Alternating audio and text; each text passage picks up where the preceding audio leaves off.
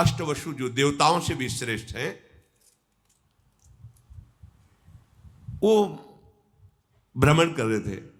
सुमेर पर्वत बहुत 4 लाख योजन ऊंचा, उसमें बड़े बड़े महात्माओं की भी जो दिव्य महात्मा हैं और देवताओं की भी स्थलियां हैं। भगवान वशिष्ठ जी का वहीं आश्रम था। बड़े ही पवित्र पक्षी, मृग और सब ऋतुएं एक साथ उस आश्रम की शोभा बढ़ाती थी। यहां वर्षा ऋतु तो यहां ग्रीष्म ऋतु तो यहां शिशिर ऋतु, ऐसा उस वशिष्ठ जी महामहिम ज्ञानी महापुरुष 6 ऋतुएं आश्रम में शोभा बढ़ा रही थी। इतना विशालकाय आश्रम के अलग अलग ऋतुओं की शोभा अलग अलग उपवन में थी।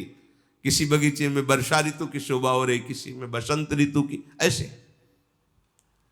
स्वादिष्ट फल मूल जल की पूर्ण सुविधा। और वशिष्ठ जी हर समय तपस्या परायण भगवदानंद में मगन रहते।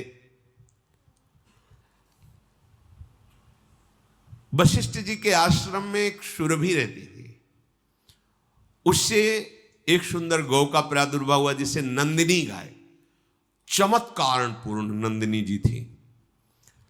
जो चाहो जो सोचो जैसी परिस्थिति वैसे ही वो प्रकट कर दे।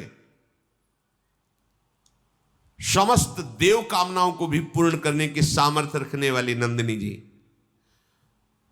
बस वशिष्ठ जी अपने देव पूजन के कार्य में, जो भगवत पूजन के कार्य में दुग्ध आता उतना ही लेते। आश्रम में नंदिनी जी विराजमान थी। वो 8 वसु वहां से जब निकले तो आकर्षण हुआ, उनकी एक स्त्री भी साथ थी वसुओं की, गाय को दी। इतनी सुंदर तेजस्वी गाय। तब पूछा अपने पति से वसु कि ये गाय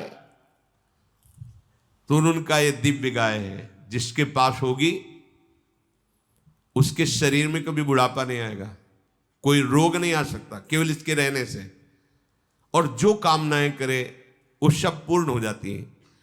और कहीं इसका दुग्ध पान कर ले फिर क्या कह रहा, हर समय वो जवान रहेगा, स्वस्थ रहेगा, बिना खाए पिए स्वस्थ रहेगा। नंदिनी के दुग्ध का प्रभाव, बड़ी महिमा का वर्णन किया। तो उसमें देव नामक जो वसु थे वो गाय को देख करके बहुत प्रसन्न हुए, अपनी पत्नी से कहने लगे कि इस गाय के दर्शन मात्र से अशुभों का नाश होता है, परम